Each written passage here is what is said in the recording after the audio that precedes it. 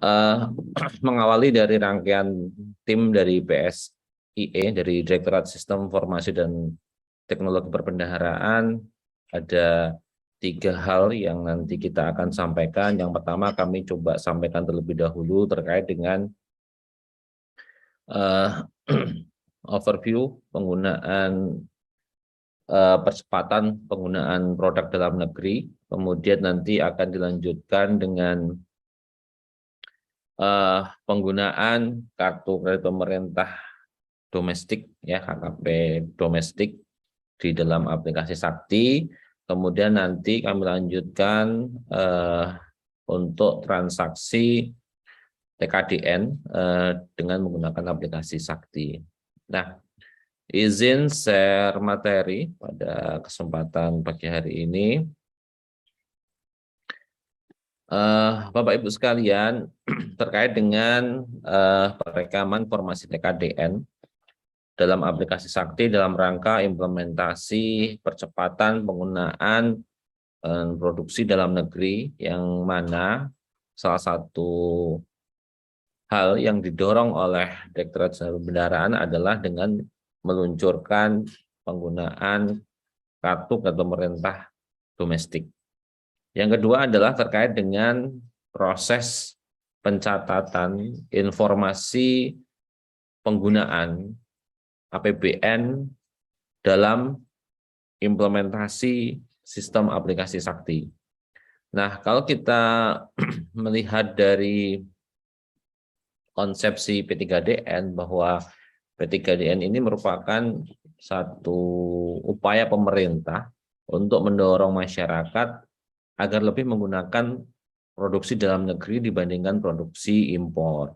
Nah, sehingga Kementerian Perindustrian, Kementerian Maritim dan Investasi ini menyampaikan terkait dengan beberapa surat edaran ataupun beberapa kebijakan agar kita bisa menggunakan produksi dalam negeri dengan lebih banyak lagi, sehingga beberapa tujuan yang diinginkan, yang salah satunya terkait dengan meningkatkan penggunaan produk dalam negeri oleh pemerintah, badan usaha dan masyarakat, kemudian tujuan untuk memberdayakan industri dalam negeri melalui pengamanan pasar domestik, ya, peningkatan nilai tambah dalam produksi dalam negeri, kemudian memperkuat struktur industri dengan meningkatkan penggunaan belanja modal, bahan baku, komponen, dan teknologi, serta SDM yang ada dalam negeri. Jadi nanti cakupan yang Bapak Ibu sekalian inputkan di dalam aplikasi Sakti itu memang tidak semua produk olahan saja, tidak semua produk industri, termasuk adalah produk-produk yang itu termasuk jasa ataupun hal lainnya yang itu merupakan belanja dari sektor APBN. Nah, beberapa manfaat strategis dari P3DN, yang pertama tentu memberikan multiplier effect, yaitu menciptakan lapangan pekerjaan, menggerakkan sektor ekonomi lain, menumbuhkan industri kecil dan menengah. Kemudian yang kedua adalah memastikan keamanan dan kualitas dari suatu produk yang dibeli oleh pemerintah. Kemudian meningkatkan nilai tambah pada suatu produk Indonesia dengan bersumber dari bahan baku lokal. Ini untuk meningkatkan peran Indonesia dalam rantai supply global. Nah, kemudian terkait dengan meningkatkan utilisasi atau penggunaan produk dalam negeri dan menumbuhkan kemandirian bangsa. Nah, ini beberapa hal yang diinginkan dari pemerintah, sebagaimana yang dirilis dari BPS, ya, bahwa ketika kita bisa menggunakan produksi dalam negeri dengan jumlah 400 triliun, ya, kalau nggak salah saya kutip, ini akan meningkatkan pertumbuhan ekonomi sebesar 1,6%. Jadi betapa besarnya peran dari pemerintah ini dalam mendorong pertumbuhan ekonomi. Dan izin sebentar.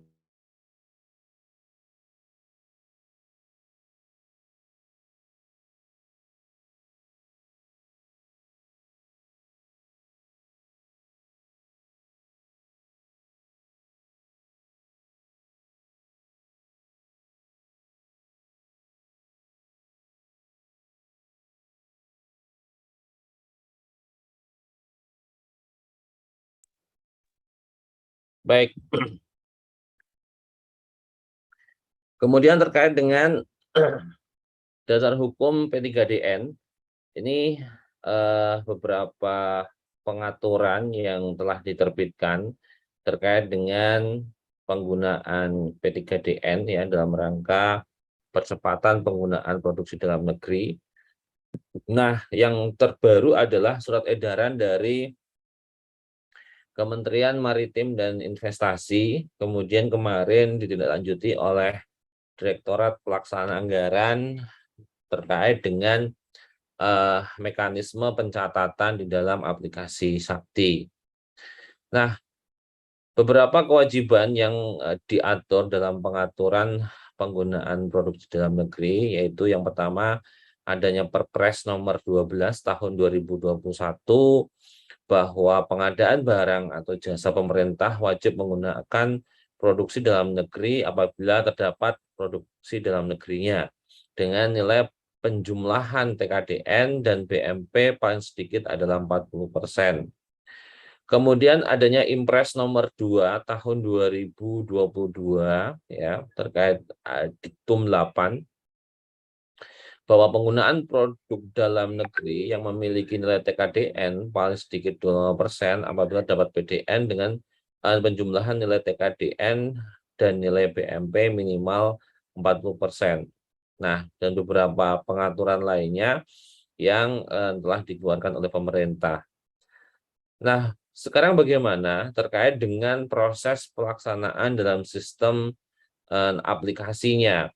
Yang pertama, bahwa dalam tahapan perencanaan ini Bapak Ibu sekalian nanti terkait dengan proses input rencana yang ada di sirup LKPP. Kemudian kita nanti perlu melakukan cek barang yang ber-TKDN ini yang ada di websitenya Kementerian Perindustrian ya. Kemudian nanti dalam hal beberapa kondisi tidak memiliki sertifikat TKDN, maka kita akan menggunakan bukti dari penyedia terkait dengan produksi yang ada di dalam barang atau jasa yang kita gunakan. Kemudian dalam tahapan pelaksanaan, nah ini penerapan TKDN ini wajib pada barang ya. Kemudian untuk beberapa preferensi harga ini juga nanti kita lihat berapa persentase dari TKDN-nya. Kemudian untuk monitoring ini di dalam aplikasi Sakti juga sudah ada fitur yang digunakan untuk memonitoring berapa penggunaan produksi dalam negeri. Kemudian yang kedua terkait dengan Mon Sakti yang digunakan untuk membandingkan mulai dari tahap perencanaan, kemudian pelaksanaan, dan di tahap proses pembayarannya. Ini di Mon Sakti juga sudah kita tambahkan fiturnya. Nah, dalam konsep implementasi Sakti, ini Bapak Ibu sekalian bisa melihat terkait dengan TKDN itu di websitenya tkdn.kemenperin.go.id.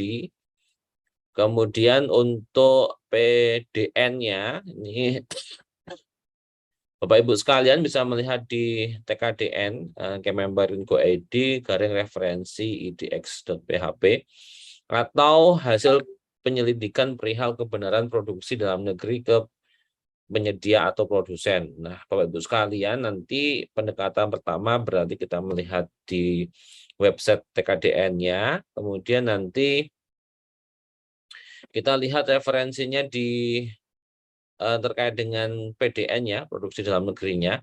Ini di websitenya Kemenperin juga. Apabila tidak terdapat TKDN dan PDN-nya, maka nanti kita bisa menggunakan surat pernyataan dari penyedia terkait dengan produk yang kita beli.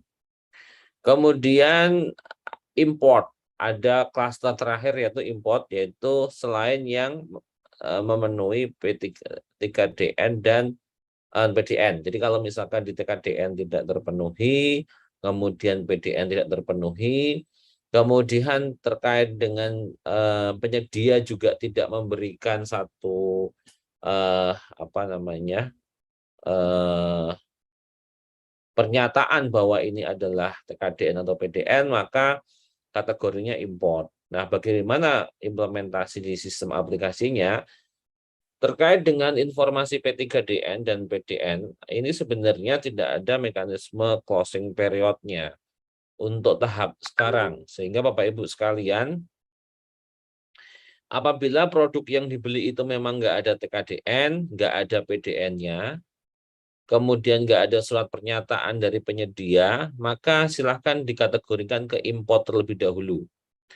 Kemudian ketika nanti Bapak Ibu sekalian telah mendapatkan informasi TKDN-nya atau PDN-nya atau sudah mendapatkan surat pernyataan dari penyedia, maka bisa diganti statusnya menjadi TKDN atau PDN. Jadi dalam hal kita menentukan apakah dia TKDN atau PDN, maka di sini diperlukan syarat mutlak, yaitu terkait dengan sertifikat TKDN atau produk yang ber-PDN atau terkait dengan surat pernyataan dari penyedia.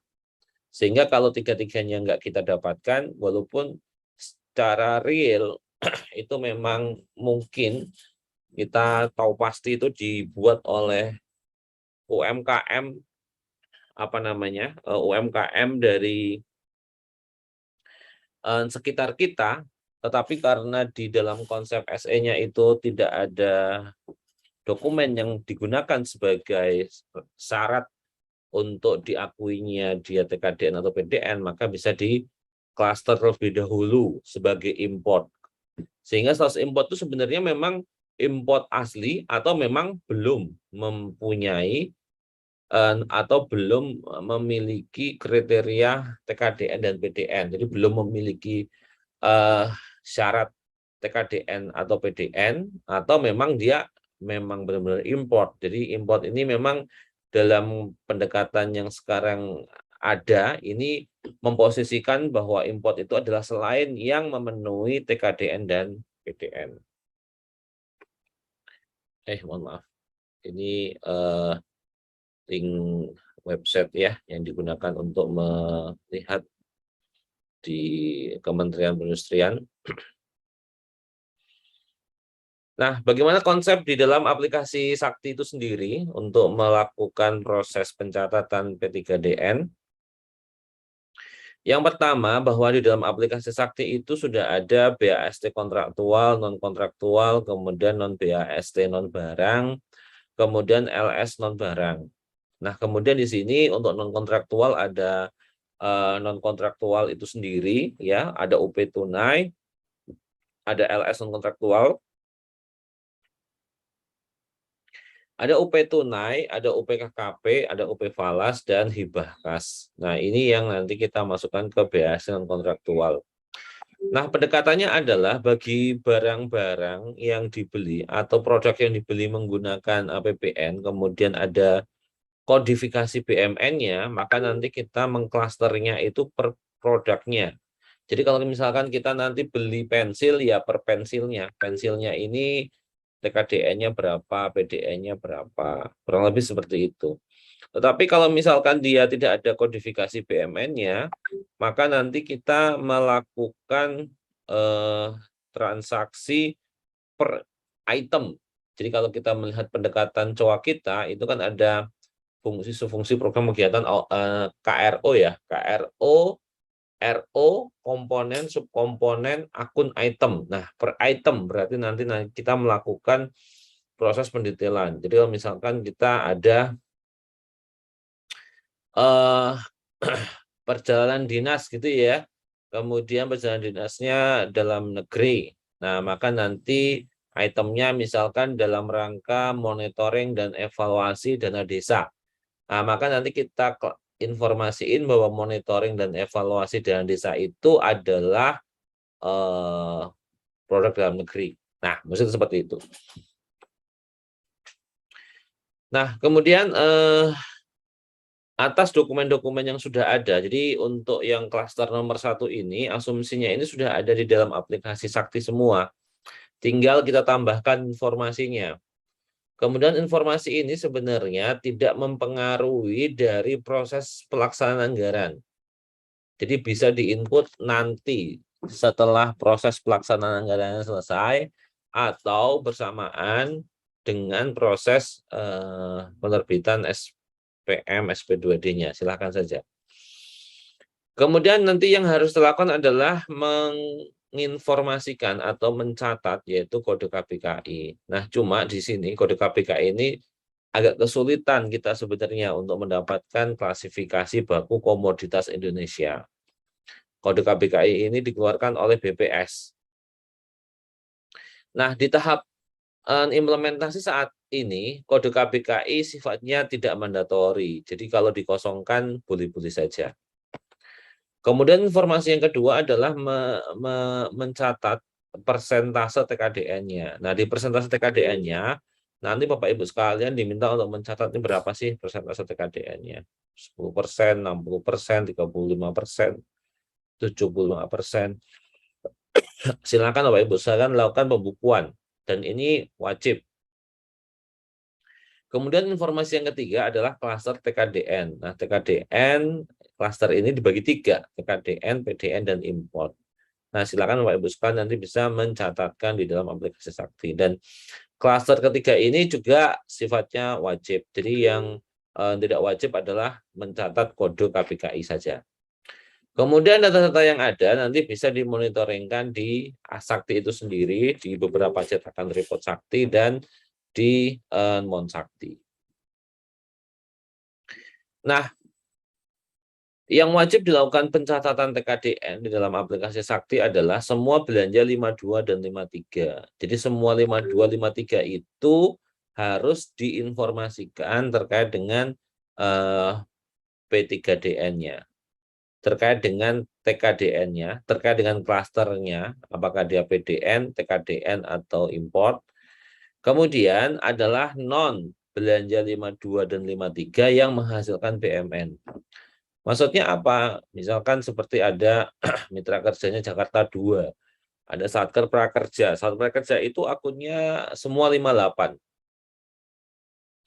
Semuanya 58 sehingga dari akun 58 itu ada yang dialokasikan untuk belanja operasional. Nah, misalkan akun belanja operasional tetap menggunakan 58 yang biasanya kita menggunakan 52 untuk beli ATK misalkan ya.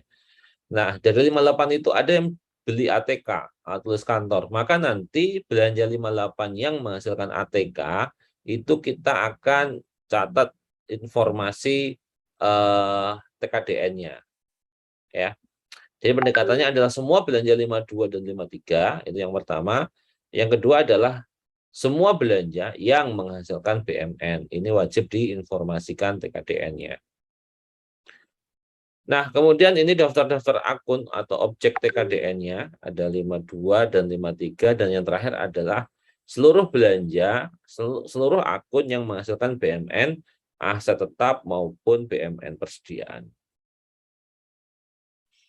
Nah, ini ada beberapa clustering yang sudah kami lakukan setup, yang ini hanya menginformasikan, tidak semua barang itu bisa dipilih apakah dia PDN, TKDN, atau import. Nah, misalkan ini ada kode barang dengan kode jenisnya 2. 2 itu tanah. Tanah itu, nah ini kelihatannya perlu diperbaiki slide-nya nih. Tanah itu bisa juga PDN atau import.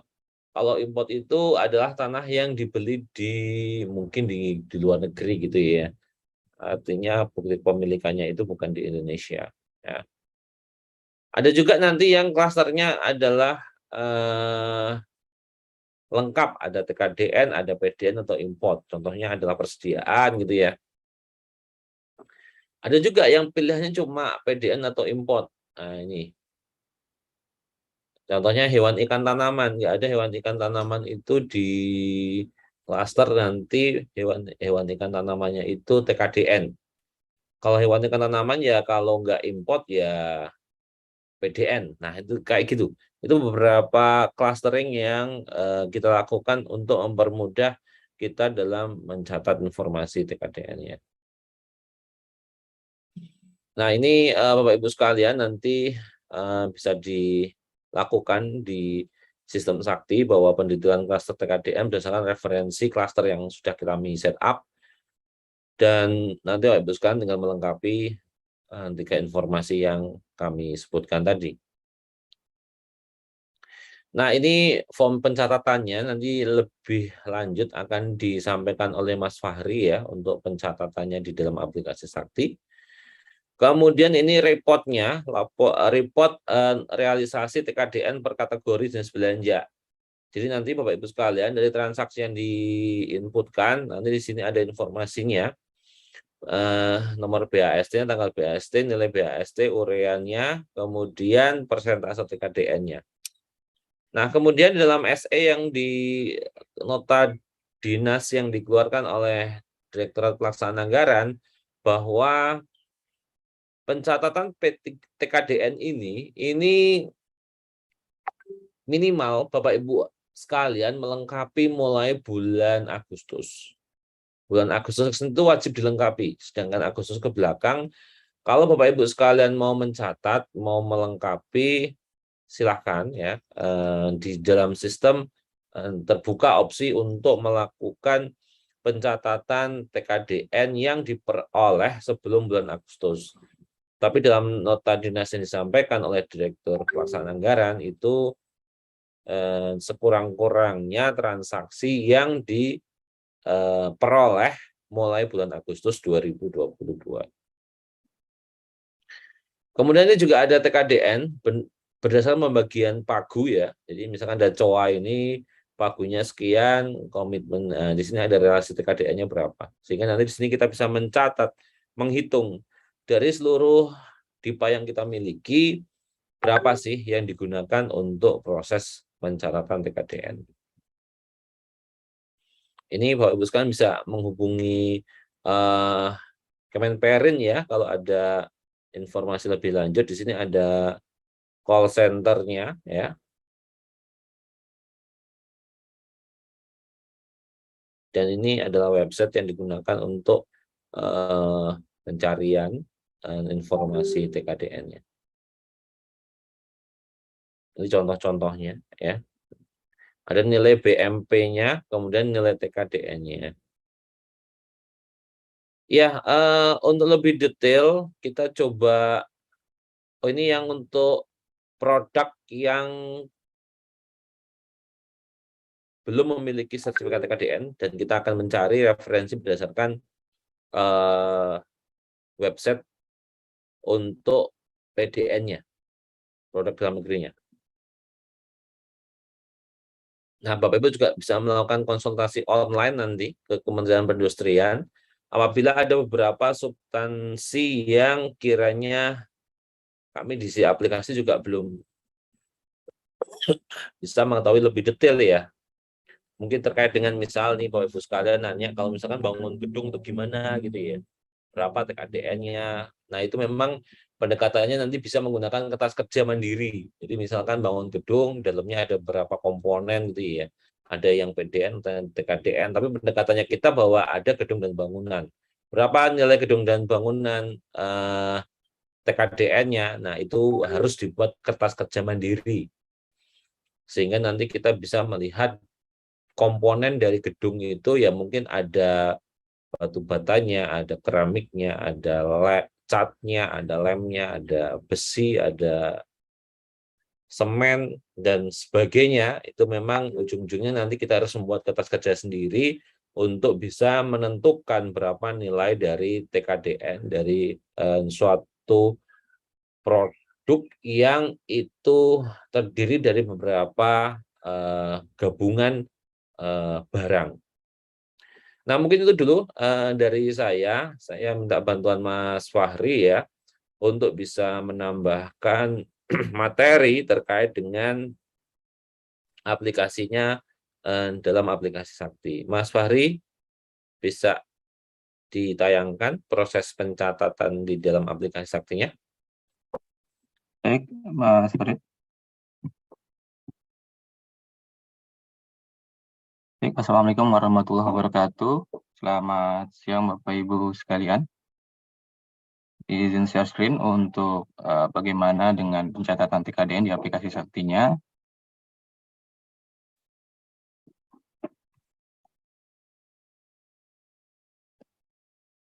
Ya, pada siang hari ini saya akan menggunakan server Pandu Sakti ya Bapak Ibu untuk melakukan simulasi bagaimana tata cara perekaman informasi TKDN di aplikasi Sakti. Untuk perekaman informasi TKDN ini, siapa yang bisa melakukan perekaman itu adalah operator yang memiliki kewenangan sebagai operator komitmen. Nah, di mana menu yang akan digunakan itu ada di menu RUH ya Bapak Ibu sekalian. Di menu RUH, kemudian di sini ada menu pencatatan informasi TKDN. Ya, untuk formnya seperti ini yang sudah tampil di layar. Bisa kita lihat di bagian atas ada form jenis dokumen yang akan atau yang bisa direkam untuk informasi TKDN-nya. Di sini sudah kita cluster atau dikelompokkan ya berdasarkan jenis-jenisnya. Pertama itu ada BST kontraktual, itu terdiri dari kontraktual barang dan jasa. Kemudian BST non kontraktual, barang dan jasa. Kemudian SPBY dan SPP. Nah, sebagaimana yang sudah disampaikan sebelumnya, untuk klaster-klaster TKDN tersebut ini bisa dipisahkan menjadi dua jenis, yaitu berdasarkan klaster barang dan klaster akun ya. Jadi kalau untuk transaksi yang menghasilkan barang, maka pendekatan pendetilannya adalah berdasarkan kode barang. Namun untuk klaster akun itu adalah untuk transaksi-transaksi yang menghasilkan non barang ya. Dalam hal ini seperti honor dan sebagainya. Kita langsung saja untuk contoh salah satunya. Di sini ada BST kontraktual barang. Kita pilih. Nah, di bagian atas ini adalah form daftar dokumen. Di sini yang muncul adalah daftar BAST kontraktual ya. BAST kontraktual yang menghasilkan barang. Di sini contohnya ada dua dokumen. Ada informasi nomor dokumen, tanggal dokumen, akun, kategori, uraian, nilai dokumen, dan progres. Sebagaimana surat dari Direktorat PA sebelumnya bahwa minimal sekurang-kurangnya untuk yang dilengkapi adalah transaksi sejak 1 Agustus. Nah, berarti nanti Bapak Ibu sekalian di sini untuk yang di bawah Agustus itu sifatnya opsional, namun untuk yang wajib diisi adalah yang tertanggal 1 Agustus dan seterusnya. Di sini contohnya tanggalnya Oktober dan November ya, jadi ini dua-duanya wajib diisi. Nah, kemudian di sini bisa kita lihat BAST-nya dengan uraian pengadaan laptop, nilai dokumen 40 juta, dan progres. Di sini bagaimana cara membaca progresnya? Ada garis kosong, garis miring 1. Ini berarti atas BAST tersebut ada detail barangnya sebanyak 1 row data yang perlu untuk direkam informasi TKDN-nya. Nah, kalau di dalam satu BAST ini ada 10 barang gitu ya, di sini maka kosong dari 10. Gitu ya. Contohnya seperti ini bisa kita lihat. Nah, di bagian bawah ini ada filter-filternya. Kemudian di bagian detail barang, di sini bisa terlihat detail dari BST yang kita pilih di bagian daftar dokumen. Nah, di sini ada filteran data, tampilkan semua. Ini adalah untuk view. Sudah direkam ini untuk monitoring yang sudah direkam ya. Jadi misalnya nanti ada 10 barang, kemudian baru didetailkan 3 row data, maka di sini yang muncul hanya 3. 7-nya nanti akan muncul di belum direkam. Kemudian di bagian filter belum direkam ini adalah contoh raw data yang belum dilakukan pendetilan TKDN-nya. Kita coba saja di sini untuk BST TOT 2002-1. Kita rekam untuk detail TKDN-nya. Di bagian detail barang, pilih button belum direkam, kemudian centang ya di sini, atau jika barangnya banyak bisa langsung klik pilih semua per halaman, kemudian input atau ubah, maka di sini akan aktif ya bagian dari kolom KBKI, yang mana tadi disampaikan bahwa KBKI ini sifatnya opsional. Kalau punya datanya dari BPS ya mungkin bisa diisi, tapi kalau tidak ada atau belum diperoleh datanya bisa dikosongkan saja. Kemudian di sini ada informasi persentase TKDN dan klaster TKDN-nya. Nah, di sini contohnya barangnya adalah laptop ya. Laptop ini adalah salah satu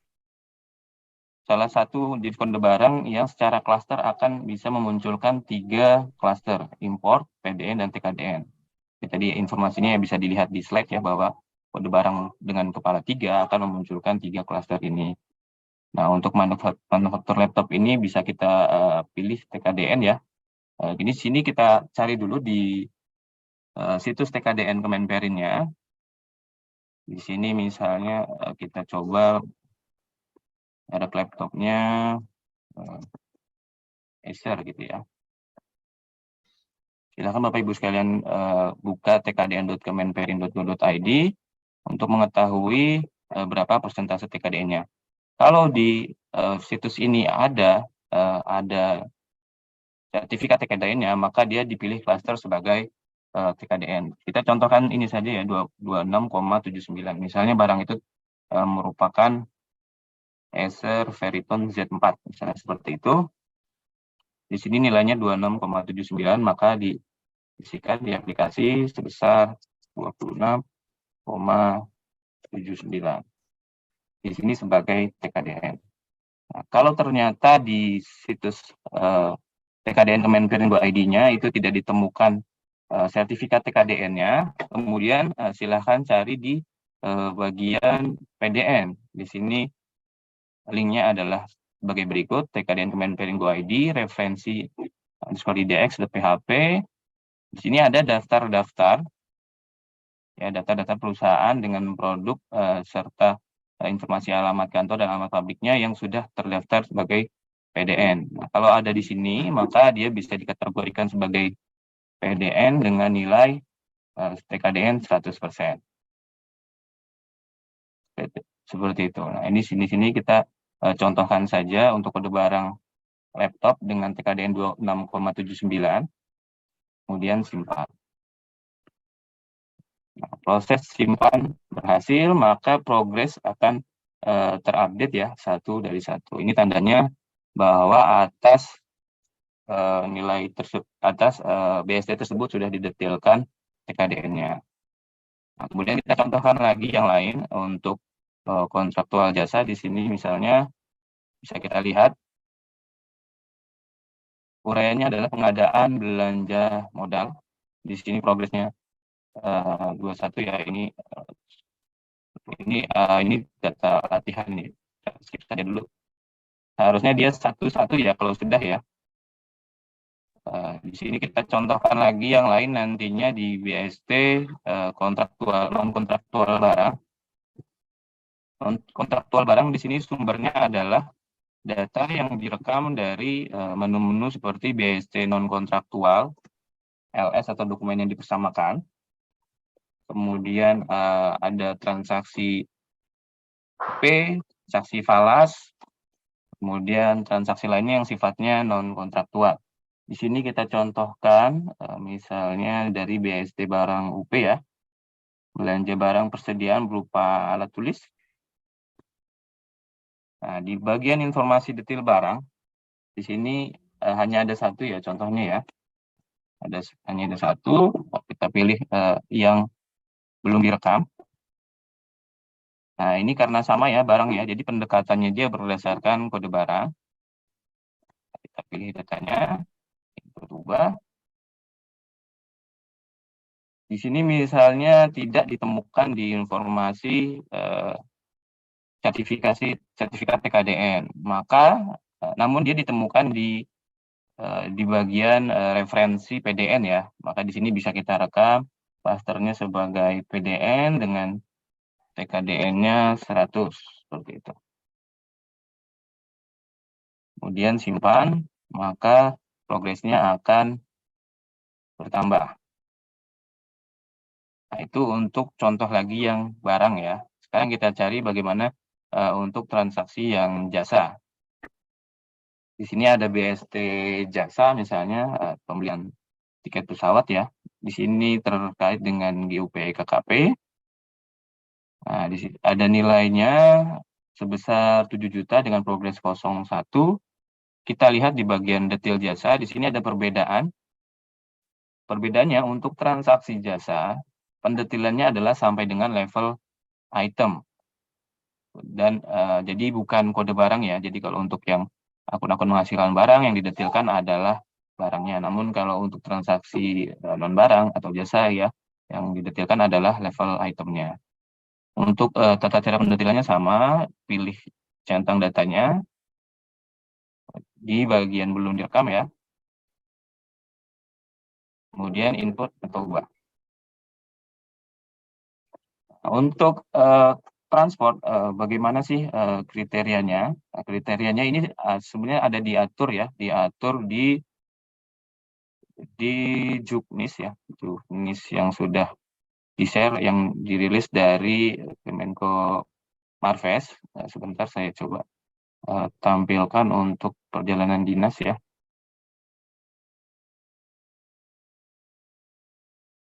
Nah, ini saya share kembali. Nah, contohnya di sini perjalanan dinas dalam negeri, tiket ya bisa diisi sebagai PDN apabila perusahaan penyediaan transport merupakan perusahaan yang didirikan berdasarkan hukum Indonesia dan berlokasi di wilayah NKRI. Kemudian bisa dipilih impor apabila perusahaan penyedia transportasi merupakan perusahaan selain sebagaimana dimaksud dalam angka 1. Kemudian biaya selain tiket itu seluruhnya dikategorikan sebagai PDN. Nah, ini bisa, berarti kita bisa menggunakan juknis dari Kemenko Marves tersebut sebagai panduan ya untuk melakukan pendetilan klasternya. Di sini contohnya tiket transport kita pilih saja sebagai PDN dengan TKDN 100%. Kemudian simpan. Jadi perbedaannya di titik itu ya Bapak Ibu sekalian ya. Untuk transaksi jasa yang didetilkan adalah dari level itemnya seperti itu. Jadi ada perbedaan pendetilannya.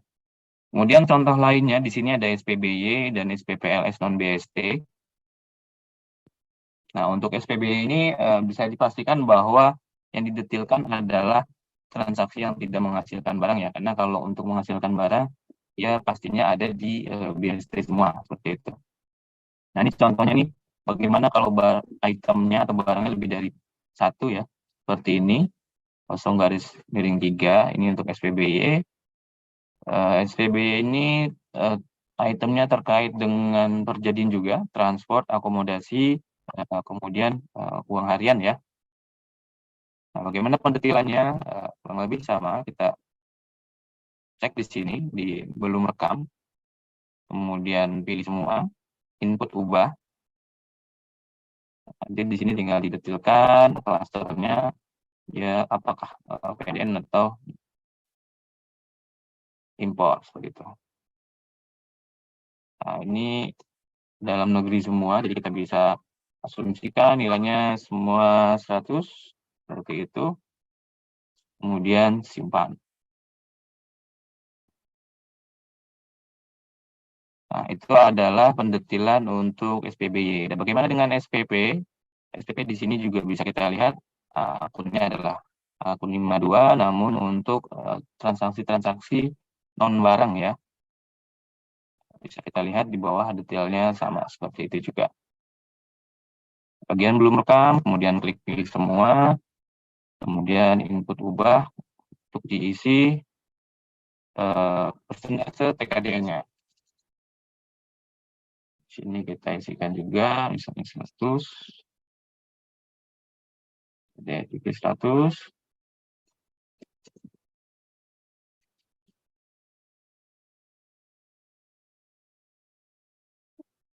Kemudian klik simpan. itu adalah perekaman dari pendetilan TKDN untuk transaksi barang atau transaksi jasa ya. Nah, bagaimana kalau barangnya itu ternyata gabungan? Ini di juknisnya juga ternyata sudah diatur ya, yang tadi disampaikan bahwa Satker perlu membuatkan kertas kerja tersendiri. Di juknis ini salah satu contohnya adalah pengadaan alat tulis kantor yang terdiri dari barang-barang gabungan dengan status yang berbeda-beda. Di sini contohnya pulpen dengan status impor, kertas dengan status TKDN, pensil dengan status PDN, kemudian dikalkulasikan secara total. Nah, nanti ini dinilai mana yang nilainya terbesar, gitu ya. Dari daftar pengadaan tersebut terdapat akumulasi nilai produk yang memiliki TKDN dan PDN sejumlah 600.000 atau 70,6% dari total nilai pengadaan. Maka dicatat sebagai PDN dengan nilai 70,6. Nanti Bapak Ibu sekalian silahkan mempedomani di petunjuk teknis seperti ini ya. Ini untuk terkait dengan perekaman berapa persentasenya untuk transaksi gabungan.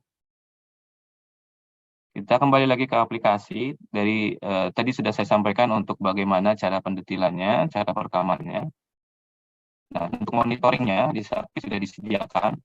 Itu di menu laporan TKDN atau PDN. Ada 2 jenis laporan, yaitu per kategori jenis belanja. Nah, di sini bisa dicetak sejak bulan Januari ya. Bisa juga dicetak per bulan agar lebih ringan proses cetaknya. Nah, ini kita cetak saja misalnya 2 bulan ya. Kategorinya juga bisa di filter. Itu mungkin ingin mencari yang SPBE saja atau SPPLS saja atau semua sekaligus itu bisa. Kemudian jenis belanjanya nanti di sini bisa difilter berdasarkan 52 atau 53 ya. Jadi kalau ada 53 saja di sini tidak muncul ya. Oh, seperti itu. Langsung unduh saja. Nah, reportnya seperti apa? Ini seperti yang sudah saya disampaikan di slide ya. Sudah muncul. Oke. Ya, di sini ada informasi dan di sini yang menjadi catatan adalah yang disajikan adalah dalam nilai rupiah ya. Jadi kalau Bapak Ibu sekalian ada transaksi dengan falas, nanti itu sudah hasil transaksi di reportnya ya. Jadi di reportnya yang ditampilkan adalah dalam bentuk rupiah. Nah, ini contohnya nomor, kategori, nomor dokumen, tanggal dokumen, nilai dokumen, kemudian uraian ya. Di sini uraiannya bisa kita lihat ada perbedaan, ada yang dari barang dan ada yang dari item. Ini terlihat bahwa ini adalah transaksi barang, yang di bagian bawah adalah transaksi jasa ya, seperti itu. Kemudian harga satuan, harga total, klasternya, persentase TKDN-nya, kemudian dikalkulasikan total rupiah TKDN dan total nilai dokumen berapa, sehingga didapatkan rata-rata persentase nilai TKDN yang sudah direalisasikan sebesar 77,65%. Nah, ini pendekatannya berdasarkan realisasi. Jadi kalau belum direkam sama sekali ya pendetilannya, dicetakan ini hasilnya akan kosong ya. Kalau baru direkam 2, maka di sini hanya ada 2 row realisasi. Oke, kita lanjut. Di sini juga ada fitur unduh Excel, jadi barangkali nanti Bapak Ibu sekalian memerlukan dokumen Excel-nya, bisa diunduh untuk diproses lebih lanjut. Oke, kemudian TKDN per pagu anggaran. Nah, di sini laporan TKDN per pagu anggaran konsepnya mirip seperti laporan FA12 segmen ya. Di sini bisa pilih pejabatnya juga. Kita langsung saja unduh PDF. Di sini akan menampilkan realisasi setahun sampai dengan posisi terakhir ya, posisi terakhir perekaman seperti itu. Karena filternya hanya tahun saja. Bagaimana reportnya? Reportnya seperti ini. Mirip ya dengan laporan FA ya, FA 12 segmen, namun ada tambahan berupa realisasi TKDN dan persentase realisasi TKDN-nya. Nah, di sini akan menampilkan seluruh pagu yang ada di Satker, kemudian realisasi percoa. Contohnya di sini 521811 untuk 4715 EBA dengan pagu 3,5 M, realisasi 25 juta, totalnya berapa sekalian seperti itu, didapat persentase TKDN-nya 1,39. Di sini ya ada contoh-contoh lagi. Ini contohnya seperti itu ya. Sehingga didapat nilai akhir sebagai berikut. Ya, nanti silakan Bapak Ibu sekalian untuk mencoba melakukan proses cetak di user Sakti masing-masing. Baik, untuk perekaman TKDN seperti itu Bapak Ibu sekalian. Jadi yang menjadi catatan adalah yang wajib direkam adalah mulai tanggal 1 Agustus sampai dengan transaksi terkini. Mungkin itu Pak Farid, saya kembalikan ke Pak Farid, oke? Ke Ya, MC. makasih Mas Fahri. Baik, untuk selanjutnya Mas Mawan akan menyampaikan materi terkait dengan proses pencatatan KKP domestik di aplikasi Sakti. Mas Mawan, monitor Mas Mawan. Ya, baik Mas Farid. Oh ya, silakan Mas Mawan. Ya, baik. Terima kasih atas kesempatannya. Bismillahirrahmanirrahim. Assalamualaikum warahmatullahi wabarakatuh. Selamat siang, Bapak Ibu sekalian yang saya hormati. Melanjutkan pembahasan sebelumnya, maka pada kesempatan ini saya akan memberikan penjelasan mengenai perekaman pada aplikasi Sakti, khususnya yang terkait mengenai KKP domestik. Aku lagi di Zoom. Baik, di sini saya sudah share screen. Ini juga, kasih aja, nanti kalau rusak. Oke, mudah-mudahan sudah bisa terlihat ya. Saya akan login sebagai operator. Di sini sebagai bendahara pengeluaran sekaligus sebagai operator pembayaran, operator komitmen, dan operator modul lainnya. Baik, di sini yang perlu kita cermati terkait dengan KKP domestik, yang pertama adalah mengenai perekaman referensinya terlebih dahulu. Yang perlu kita perhatikan ada pada menu bendahara, referensi kartu kredit pemerintah. Pada menu ini telah ditambahkan jenis provider KKP. Yang mana saat ini terdapat dua jenis provider KKP, yaitu non-domestik dan domestik atau GPN. Untuk yang non-domestik atau yang existing saat ini di Saktinya nanti akan sudah terinput secara otomatis terpilih menjadi non-domestik. Yang domestik nanti dapat ditambahkan.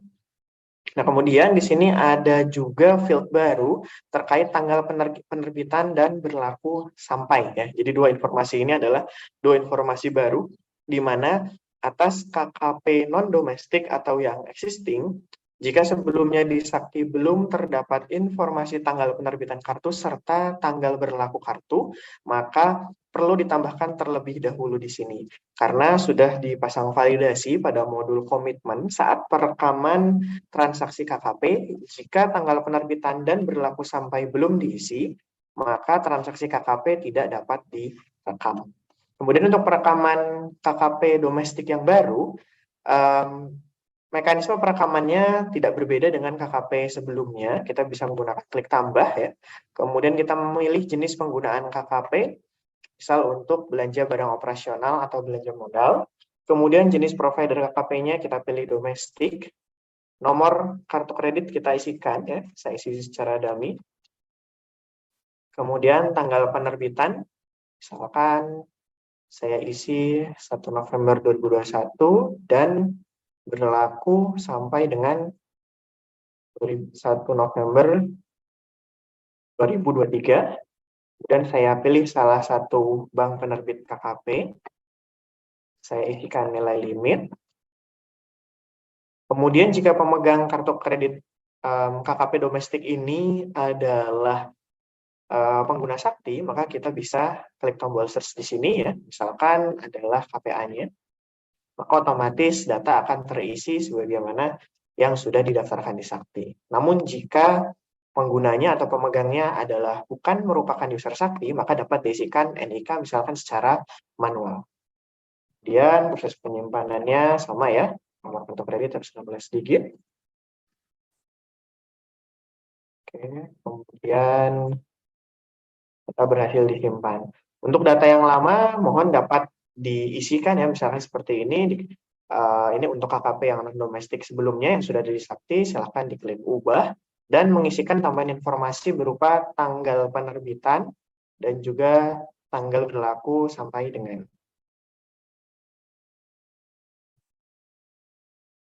Oke, yang ini tidak saya lanjutkan ya, agar kita bisa melihat validasinya. Baik, itu yang pertama terkait referensi atau perekaman referensi KKP domestik yang akan direkam di aplikasi Sakti. Kemudian yang kedua, terkait perekaman transaksi KKP pada aplikasi Sakti untuk transaksinya, masih sama, ada di modul komitmen, RUH, pencatatan penerimaan barang dan jasa KKP. Kemudian perekamannya secara umum masih sama, kita klik tambah ya. Kemudian kita isikan tanggal dokumen. Tanggal buku akan terisi secara otomatis ya. Ini akan menjadi tanggal jurnal. Kemudian uraian dokumennya kita isi. Belanja menggunakan KP misalkan. Nama penerima. Misalkan kita isi dummy ya, Andi. Nomor kartu kredit kita pilih. Saya akan coba pilih yang belum mengisi tanggal terbit dan masa berlaku terlebih dahulu. Maka akan muncul validasi ini ya, di Sakti, di mana tanggal terbit dan masa berlaku kartu belum diisi. Ini perlu diisi terlebih dahulu pada menu referensi di Sakti tadi. Oke, kita coba gunakan KKP yang referensi yang baru saja kita rekam sebelumnya.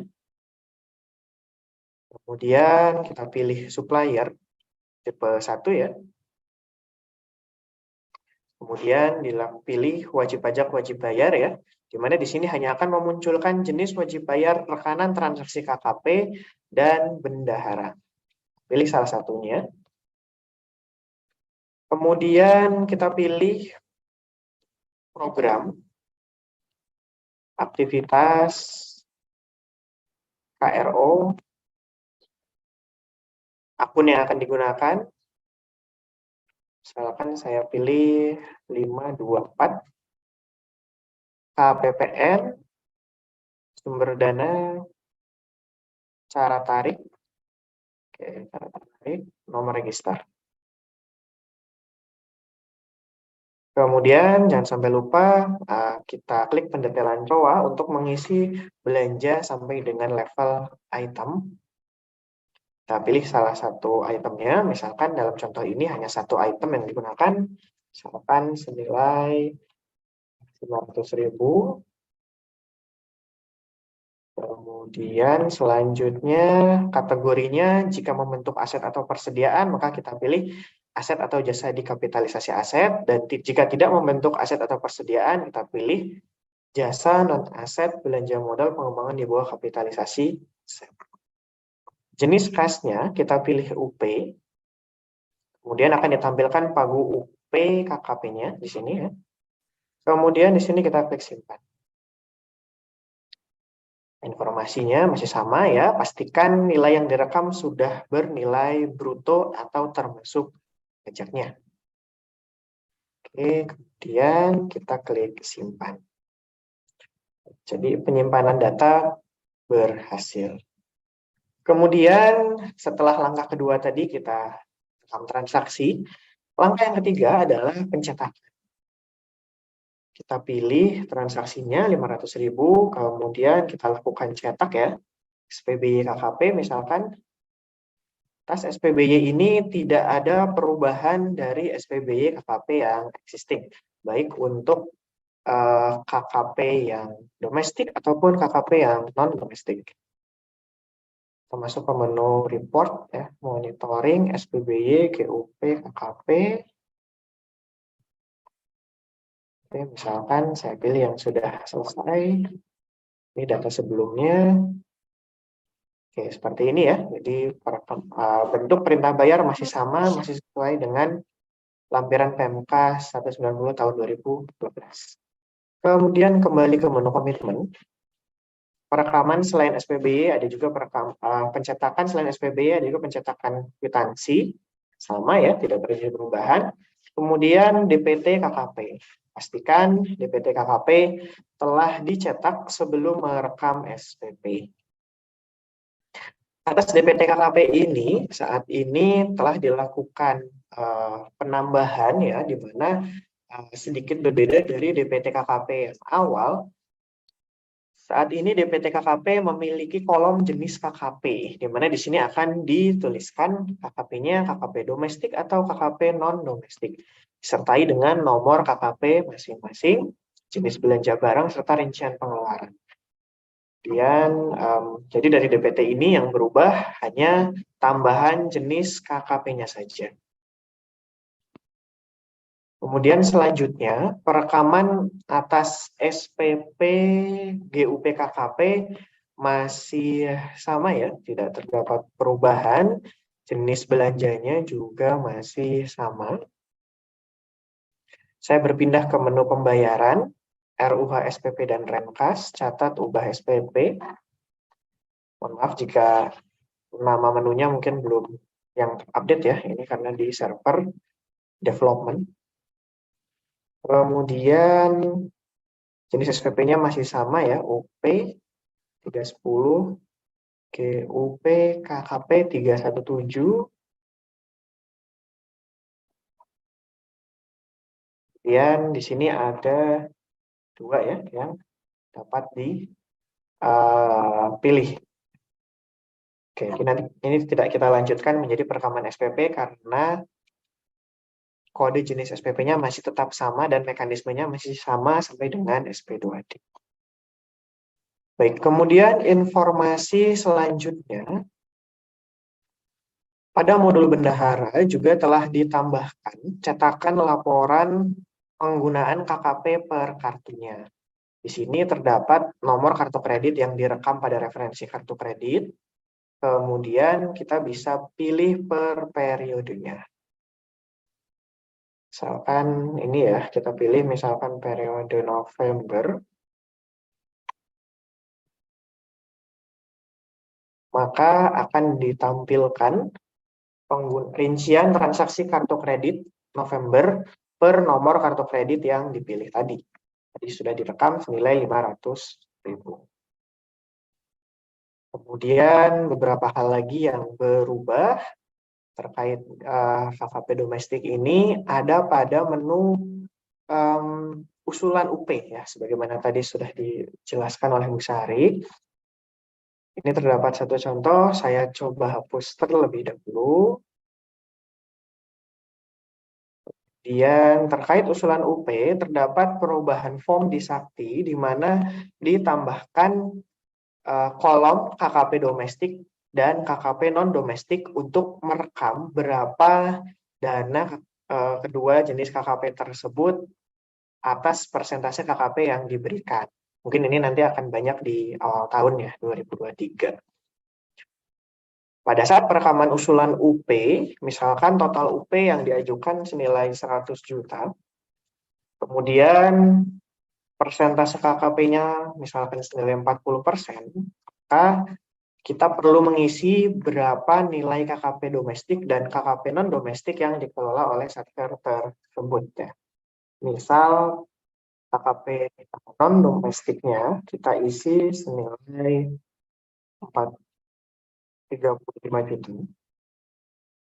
Maka KKP domestiknya akan langsung otomatis menyesuaikan memberikan nilai 5 juta atau senilai sisanya dari UP KKP limit keseluruhan. Kemudian kita klik simpan. Kemudian statusnya baru ya di sini. Atas usulan UP ini, maka dilakukan unduh usulan UP ya, berupa dokumen Word.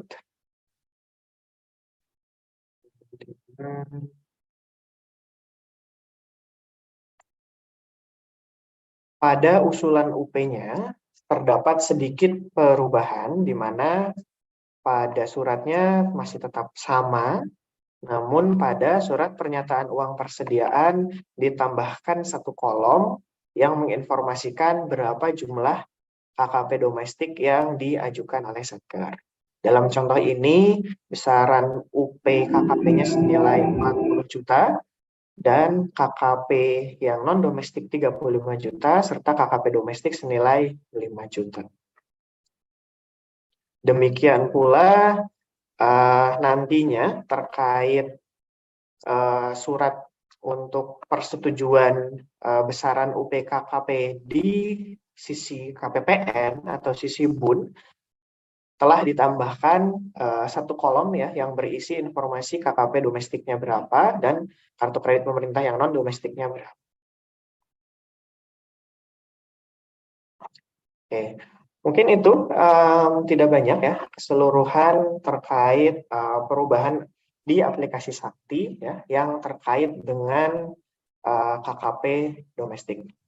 Untuk itu saya kembalikan ke Mas Farid, barangkali ada tambahan. Terima kasih. Ya, baik.